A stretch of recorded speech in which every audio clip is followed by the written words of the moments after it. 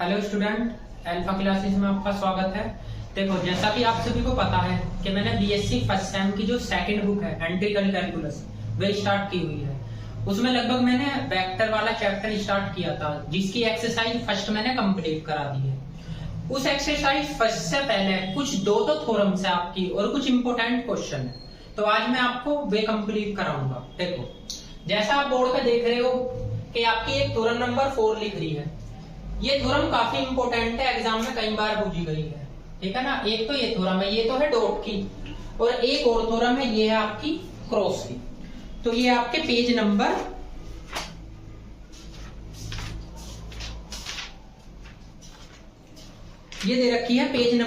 7 है, बुक्स में page number 7 है।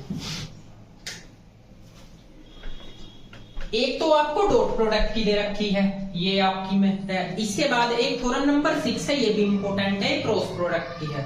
तो सबसे पहले तो मैं आपको डॉट प्रोडक्ट की बताता हूं, उसके बाद क्रॉस प्रोडक्ट की। देखो, इसमें क्या क्या रहा, the necessary and sufficient condition for a vector eighty have a constant magnitude. उसने कहा आपके पास एक वेक्टर है एटी, ए वेक्टर है, टी उसमें स्केलर है। अगर आप इसका मैग्नीट्यूड निकालो तो इसका मैग्नीट्यूड क्या आता है, कांस्टेंट आता है। तो आपको यो सिद्ध करना मैग्नीट्यूड से, ठीक है। तो आप यहां लिखोगे प्रूफ या सॉल्यूशन, यहां से लिखोगे let A be the vector function, ठीक है। या सबसे पहले आप ऐसे भी लिख सकते हो, अगर कंफ्यूज हो तो। आपको नेसेसरी एंड सफिशिएंट कंडीशन लगाने के लिए कहा है ना, तो सबसे पहले आप कंडीशन लिख सकते हो। यहां लिखोगे द कंडीशन इज नेसेसरी, ठीक है। तो आप एक तो सोल्व कर दो, दूसरी को बेसिक में लिख सकते हो, ठीक है। यहां लिखोगे लेट ए बी द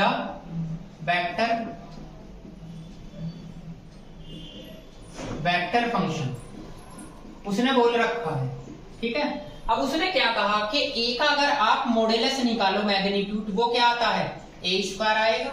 यानी ए का मॉड्यूलस क्या आएगा, कांस्टेंट आएगा। उसने ये बोल रखा है, क्या आएगा जी, कांस्टेंट। इसका मतलब क्या होता है, इसका मतलब यही तो होता है ए डॉट ए, ये आपका क्या है, कांस्टेंट है, ठीक। अब उसने डेरिवेटिव किया टी के रेस्पेक्ट में, आप भी कर दो। तो यहाँ अगर डी अपॉन डी टी लगाओगे ए डॉट ए पे, तो यहाँ तो जीरो हो जाएगा, क्योंकि कांस्टेंट का डेरिवेटिव क्या होता है, जीरो होता है। अब इसमें वही फॉर्मूला लगाओ, first as it is second का डेरिवेटिव प्लस फर्स्ट का डेरिवेटिव और g second as it is equal to zero. आप ए dot D A upon D t लिखोगे, इसे ए डॉट बी को बी डॉट ए लिख लो, लिख सकते हो। अब आप इन दोनों को ऐड कर दो, तो 2 A D A upon D T equal to क्या होगा, जीरो। या A D A upon D T की वैल्यू क्या आ गई, जीरो आ गई। ये तो आपने नेसेसरी में दिखा दी। अब इसके नीचे आप लिखोगे यहाँ पे द कंडीशन इज सफिशिएंट। तो सफिशिएंट कंडीशन में आपने जो निकाला उसको लिखते हैं, ठीक है।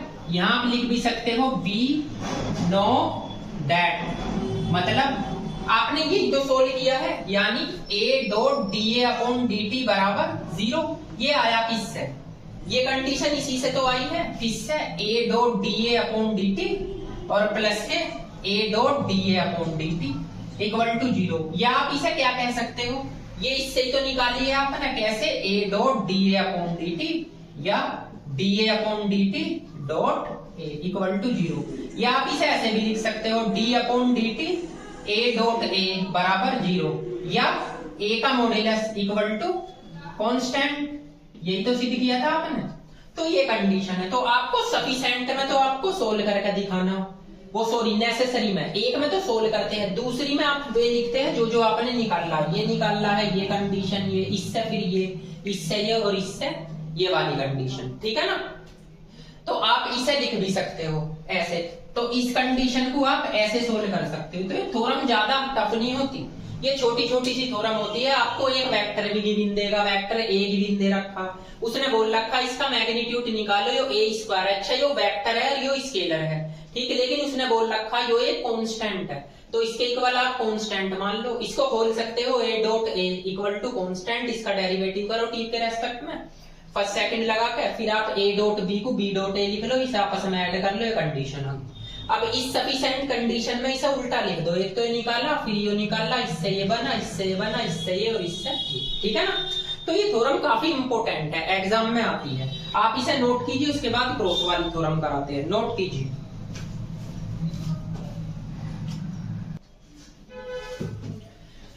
देखिए अब क्रॉस वाली देख लीजिए, थ्योरम नंबर 6, ये भी सेम ऐसे ही है, इसमें भी बोल रहा था necessary and sufficient condition eighty एक कांस्टेंट वेक्टर है, मतलब एक वेक्टर है, हैव ए कांस्टेंट, उसका जो कांस्टेंट होता है उसकी डायरेक्शन कांस्टेंट होती है, तो आपको ये सीधी करके दिखाना। देखो उसमें था आपका मैग्नीट्यूड कांस्टेंट, इसमें थी डायरेक्शन, इसका मतलब ये होता है आप जब यहाँ पे लिखोगे प्रूफ, यहां सबसे पहले लिखोगे द कंडीशन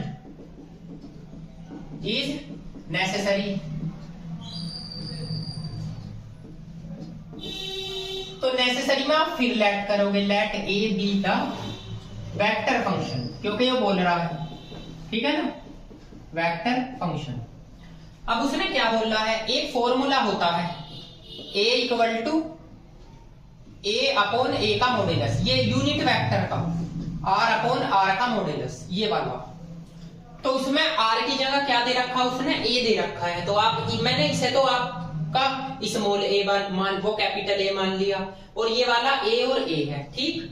अब जो है ना, आप अगर कंफ्यूज ना हो तो आप इसे ऐसे मान सकते हो, इसे तो a मान लो, ये वेक्टर है, इसे आप a1 मान सकते हो, a1 का मतलब है स्केलर जो बाहर निकलेगा, इसकी मल्टीप्लाई आप इधर करो तो a बराबर a1a, ये आ गया, ठीक है। ये यूनिट नॉर्मल वेक्टर का, इस r को मैंने a मान लिया क्योंकि उसने a ही दे रखा, ठीक। इसकी मल्टीप्लाई यहाँ कर लिए, स्केलर कभी कंफ्यूज हो जाओ आप, इस a को स्केलर मैंने a1 मान लिया।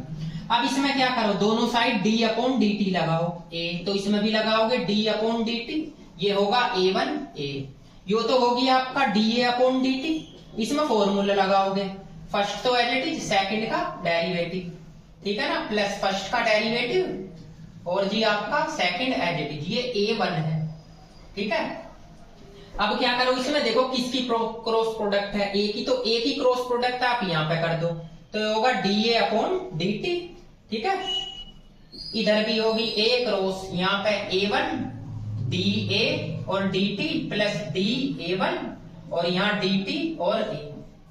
अब आप इसे तो एज इट इज रखो, a cross dA upon dt, इसकी वैल्यू रख लीजिए, इसकी वैल्यू क्या है, ये वाली वैल्यू रखिए, a1a क्रॉस, यहाँ पे dA और यहाँ पे dt और प्लस से dA1 और dt और ये आ गया a।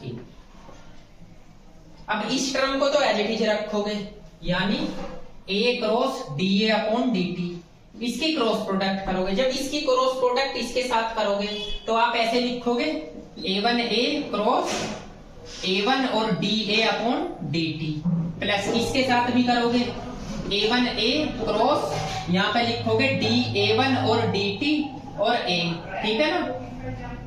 अब जो है ना, एक बात बताइए, आप इसको ऐसे लिख लीजिए, ये दोनों वेक्टर है, दो वेक्टर की क्रॉस प्रोडक्ट है, इसमें भी दो वेक्टरों की क्रॉस प्रोडक्ट है, तो ये जीरो हो जाएगा, तो a dA अपॉन dt का मान क्या आ गया जी आपका, जीरो, ठीक है ना, क्योंकि देखो ये भी आपका वेक्टर है और ये भी आपका वेक्टर है, तो दो वेक्टरों की क्रॉस प्रोडक्ट है, इसमें भी आप इसकी क्रॉस प्रोडक्ट इसके साथ निकालोगे तो जीरो रख सकते हो।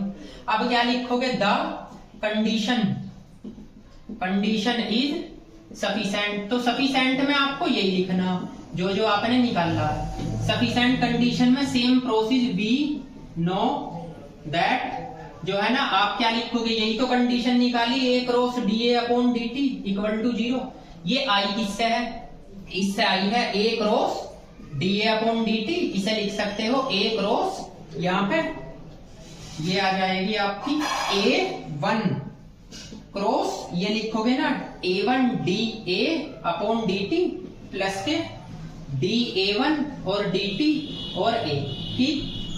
ये इससे आएगी, अब ये i किससे कंडीशन है, इसी से तो बनी है, यानी आप इसे ऐसे लिख सकते हो dA अपॉन dt, तो यहाँ पे क्या बच जाएगा, a1 dA upon dt plus के dA1 और dt और यहाँ पे आ जाएगा जी आपका a।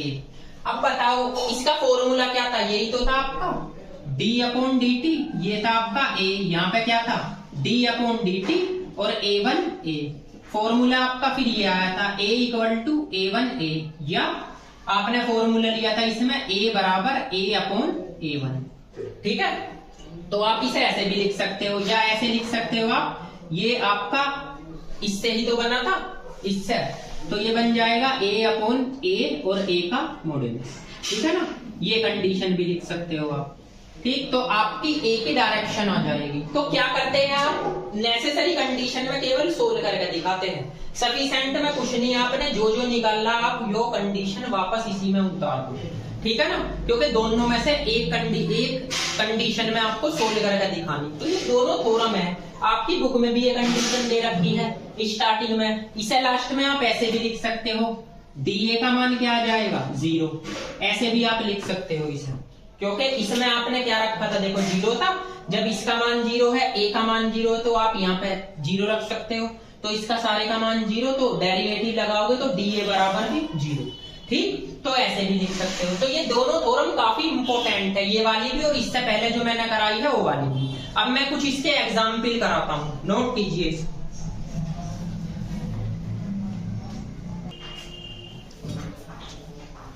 देखो एग्जाम्पल नंबर फर्स्ट, मैं नहीं मानता, देखो ये एग्जाम्पल आपको बताने की जरूरत है। इसमें क्या करना है, आर का मान दे रखा है, एक बार तो टी के रेस्पेक्ट में डेरिवेटिव करना है, दूसरा टी के रेस्पेक्ट में 2 बार डेरिवेटिव करना है, तीसरा जो आपने डेरिवेटिव निकाला उसका मॉड्यूलस निकालना है, और जो 2 बार डेरिवेटिव दिया उसका मॉड्यूलस। तो देख लीजिए इसे, देखो आर इक्वल टू ये है आपका साइन टी आई और प्लस कोस टी, ये हो गया जे, और प्लस टी के।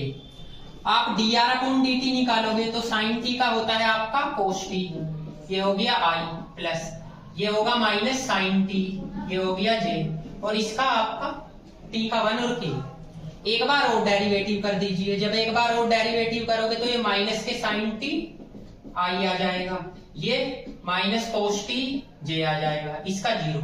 अब बताओ मुझे dr अपॉन dt का मॉड्यूलस, तो अंडर रूट इसका स्क्वायर यानी कोस स्क्वायर टी, इसका square plus sine square T, और इसका कोफिशिएंट 1 है, तो इसकी वैल्यू भी 1 और इसकी भी 1, तो आपका आ जाएगा आंसर √2। अब इसका मॉड्यूलस निकाल दीजिए, तो ये आ जाएगा आपका डी स्क्वायर आर और डी टी स्क्वायर। इसका भी आप करोगे तो इसका कोफिशिएंट का स्क्वायर यानी साइन स्क्वायर टी, और इसके कोफिशिएंट का स्क्वायर कोस स्क्वायर टी, इसकी वैल्यू पहले से ही आपकी क्या आ जाएगी 1।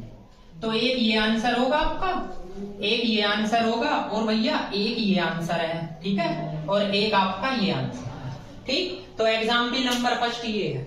ठीक है ना, नोट कीजिए।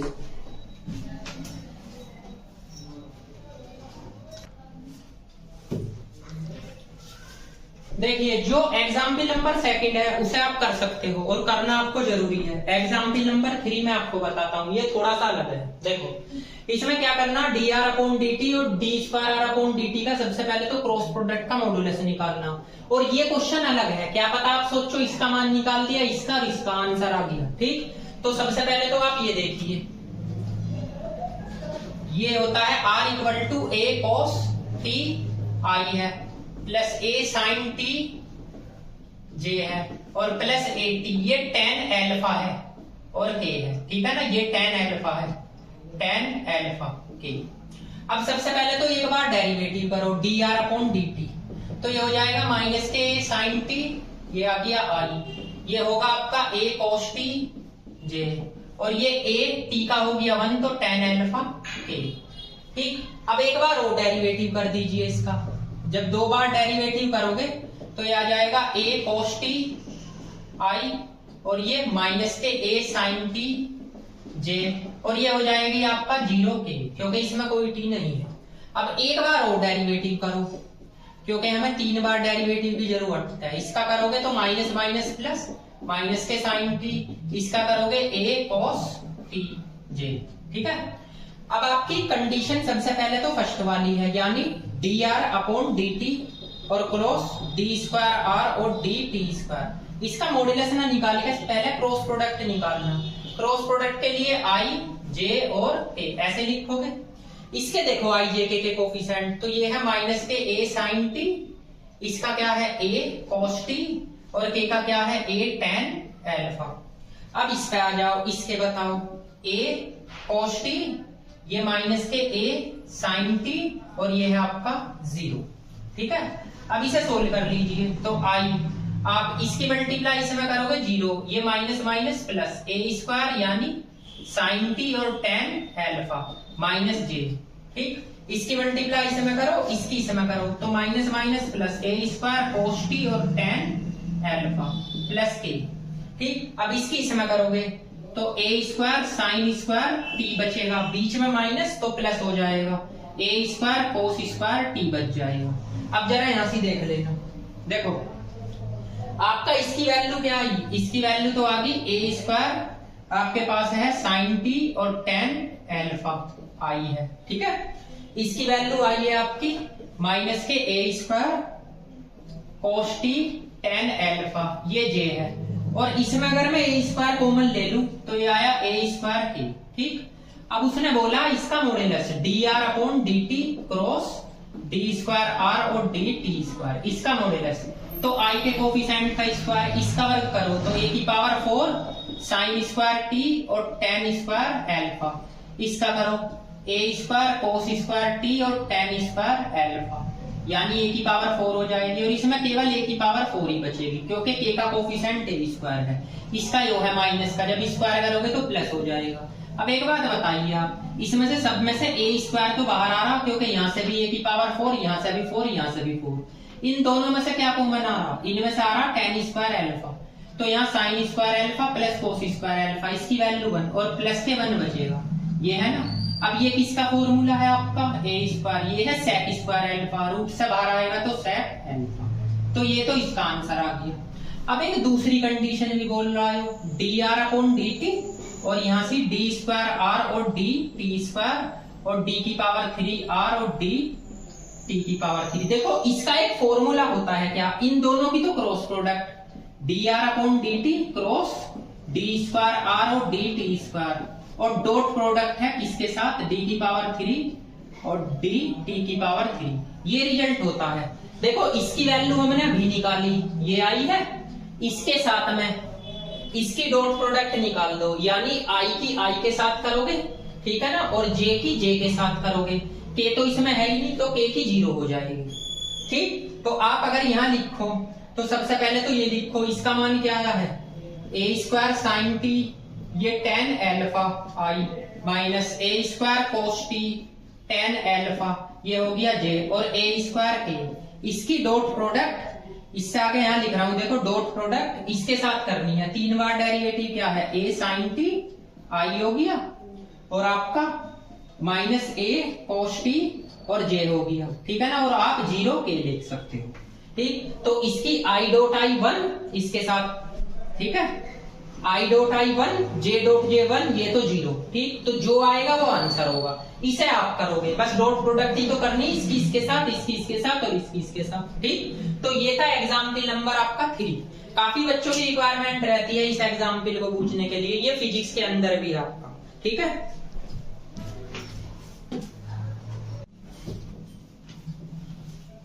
देखिए एग्जाम्पल नंबर 4, ये जो आपका एग्जाम्पल नंबर 4 है, ये काफी बच्चों की रिक्वायरमेंट रहती है कि सर ये गलत हो जाता है, ये फिजिक्स के अंदर भी है।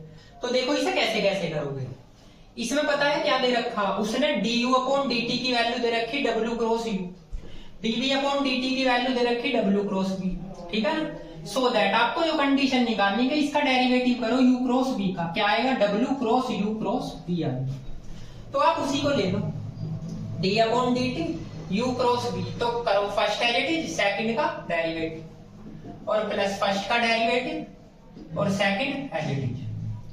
अब आपको करना क्या है, u क्रॉस, इसकी वैल्यू है आपके पास है w क्रॉस v है, प्लस इसकी भी वैल्यू होगी फिर w क्रॉस u क्रॉस। अब आपका एक रिजल्ट पड़ा होगा, इसका रिलेशन अगर इसके साथ लो w तो माइनस का आएगा v, और अगर इसका रिलेशन इसके साथ लो u डॉट v तो बाहर आएगा w प्लस। ऐसे इसमें प्रोसेस लगा दो, इसमें क्या प्रोसेस लगाओगे देख लो भाई, इसका मान तो आपका ये है, इसका रिलेशन अगर आप इसके साथ लेते हो तो क्या आएगा u डॉट v, बाहर आएगा w माइनस, अगर इसका रिलेशन इसके साथ लेते हो तो w डॉट v बाहर आएगा u। ठीक, अब देखो कौन सी टर्म कैंसिल हो रही है, ये लगभग टर्म कैंसिल हो रही है। आपके पास बच रहा है u w dot v minus के w डॉट v और u। अब इसमें कॉमन देखो, इन दोनों में कॉमन क्या आ रहा है, w आ रहा है, तो w की क्रॉस प्रोडक्ट बाहर हो जाएगी। देखो ये रहा w, ये रहा w, तो अंदर क्या आएगा u क्रॉस v। ये कंडीशन आ गई आपकी राइट हैंड साइड। देखो कितना इजी एग्जाम्पल था ना, नोट कीजिए।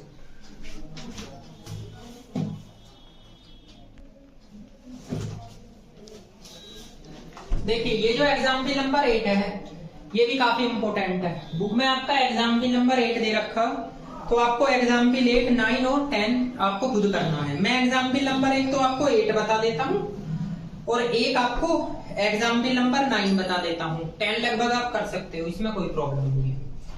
देखो जो मैं एग्जाम्पल आपको बता रहा हूँ वही एग्जाम्पल करने हैं। मैं आपको दोबारा से बता दूं इसमें कौन कौन से एग्जाम्पल करने हैं। एक तो आपको एग्जाम्पल नंबर फर्स्ट करना है, एक एग्जाम्पल सेकंड करना है, एग्जाम्पल थर्ड करना है, एग्जाम्पल 4 करना है, ठीक है। और एक आपका एग्जाम्पल नंबर 8 है, 9 है और 10 है, ये करने हैं आपको। तो देखिए इसका मतलब क्या है, ए का मान दे रखा, बी का मान दे रखा, सी का मान कह रहा। आप पहले तो ए क्रॉस बी क्रॉस सी निकालो, उसका थीटा के रेस्पेक्ट में डेरिवेटिव करो और डेरिवेटिव करने के बाद थीटा बराबर पाई अपॉन 2 रखो। देखो थोड़ा लेंथी क्वेश्चन है बस, और कुछ नहीं। सबसे पहले तो बी क्रॉस सी निकाल लीजिए आप, तो यहाँ पे आई लिखोगे, यहाँ जे लिखोगे, यहाँ के लिखोगे। बी के देखो कोफिशिएंट, तो ये cos थीटा है और यहाँ पे माइनस साइन थीटा है और यहाँ पे -3 है। इसके बाद सी के देखो तो 2 है, 3 है और -3 है। अब आप इसको सोल्व कर लो, आई इसकी मल्टीप्लाई इसमें करोगे तो 3 साइन थीटा आएगा, माइनस माइनस प्लस ये 9 आ जाएगा। इसके बाद आया जे, इसकी मल्टीप्लाई करो -3 cos थीटा आएगा और इसकी करोगे तो 6 आ जाएगा, प्लस के आगे इसकी भी मल्टीप्लाई कर लो 3 cos थीटा और प्लस के 2 sin थीटा। ये आपकी किसकी वैल्यू आ गई भैया, b क्रॉस c की। अब उसने क्या कहा है, इसके साथ a cross b cross c भी तो निकालो। अब फिर से आप सोल्व कर लो, i j और k, थोड़ा बड़ा होगा। a के देखो i j के कोफिशिएंट sin थीटा और आपका cos थीटा और ये भैया थीटा है, ये हो गया ना। अब इसके देखो आई जे के, तो ये क्या होगा 3 साइन थीटा प्लस के 9। इसका क्या होगा, देखो इसमें माइनस की मल्टीप्लाई कर लेना, तो ये क्या होगा 3 cos थीटा और माइनस के 6। भैया इस माइनस की मल्टीप्लाई इसमें करके लिखना। इसके बाद अगला इसे यहाँ पे लिख दो थोड़ा कि टेन थीटा है, यहाँ पे होगा आपका 3 cos थीटा और प्लस के 2 साइन थीटा, ठीक है। अब इसे भी आप सोल्व कर लो, तो यहाँ पे आ गया आई, इसे बंद करो, इसकी मल्टीप्लाई इसमें करो तो 3 cos स्क्वायर थीटा और आपका प्लस के 2 साइन थीटा और cos थीटा, ये बचेगा। इसकी मल्टीप्लाई इसमें करो तो बीच में माइनस आएगा, 3 cos थीटा और माइनस माइनस प्लस 6 थीटा। ये तो आई का कोफिशिएंट है। अब आता है बात जे। अब आप एक बात बताओ, जब इसकी इसमें मल्टीप्लाई करोगे तो 3 साइन थीटा और cos थीटा आएगा, ठीक है। और आपका ये आ जाएगा 2 साइन स्क्वायर थीटा माइनस, और आप इसकी इसमें मल्टीप्लाई करोगे तो ये माइनस के 3 थीटा, ये आएगा साइन थीटा और प्लस के 9 थीटा, ठीक। अब आता है प्लस का के, तो के भी देख लो, इसकी मल्टीप्लाई भैया इसमें करो तो ये आ जाएगा आपका 3 साइन थीटा और cos थीटा, ठीक है ना। इसकी इसमें करोगे तो और माइनस के 6 साइन थीटा आ गया, बीच में माइनस आएगा, इसकी भी लिख लो माइनस के 3, ये आ गया आपका साइन थीटा और आपका cos थीटा। भाई जब इसकी मल्टीप्लाई इसमें कर रहे हैं तो माइनस के 9 cos थीटा, ये कंडीशन होगी। अब देख लो अगर ये सोल्व होता है तो कुछ, तो आपका आई है, ये तो 3 cos स्क्वायर थीटा ही रहेगा, ये साइन 2 थीटा का फॉर्मूला बन सकता है, ठीक है ना। ये आपका किसी का बनने का नहीं, cos थीटा, ये भी आपका 6 थीटा होगा। अब इसके बाद इसे देख लो, इसे ऐसे लिख सकते हो आप, इसे लिख सकते हो साइन 2 थीटा और इनटू में 3 और अपॉन में 2, ये आपका 2 साइन स्क्वायर थीटा। ये फॉर्मूला भी आपका किसी का नहीं बनने का, साइन थीटा है और आपका जी प्लस के 9 थीटा है, इसे भी देख लीजिए। इसको भी आप लिख सकते हो 3 साइन, मतलब 3 साइन 2 थीटा अपॉन 2, ठीक है ना, 2 से ऊपर नीचे मल्टीप्लाई करके, और ये आएगा 6 साइन थीटा। और देखो एक चीज इसमें तो ये कैंसिल आउट हो रहे हैं, तो आप कैंसिल ही कर दीजिए, क्यों टेंशन लेनी। देखो ये माइनस और प्लस कैंसिल, तो आपके पास बचा माइनस के 6 साइन थीटा और माइनस 9 कोस थीटा, ये कंडीशन बची। अब ये किसकी वैल्यू है, ए क्रॉस बी क्रॉस सी की, यही तो है। अब इसका डेरिवेटिव करना है थीटा के रेस्पेक्ट में, तो लगभग मैं डेरिवेटिव यहाँ कर सकता हूँ अगर जगह हो तो, पॉसिबल वैसे है नहीं, यहाँ पे आएगा। तो चलो डी अपॉन डी थीटा, ये आया ए क्रॉस बी क्रॉस सी। अब देखो डेरिवेटिव की थोड़ी इसमें प्रॉब्लम पड़ेगी। इसका क्या होगा आपका, ये आ जाएगा 6 साइन थीटा माइनस के और कोस थीटा, ठीक। इसका भी पॉसिबल हो जाएगा, इसका फर्स्ट सेकंड लगेगा, इसका भी लगेगा। आप एक काम कीजिए, सबसे पहले आप इतना नोट कर लीजिए, इसके बाद मैं डेरिवेटिव यहां से बताता हूं, नोट कीजिए इसको।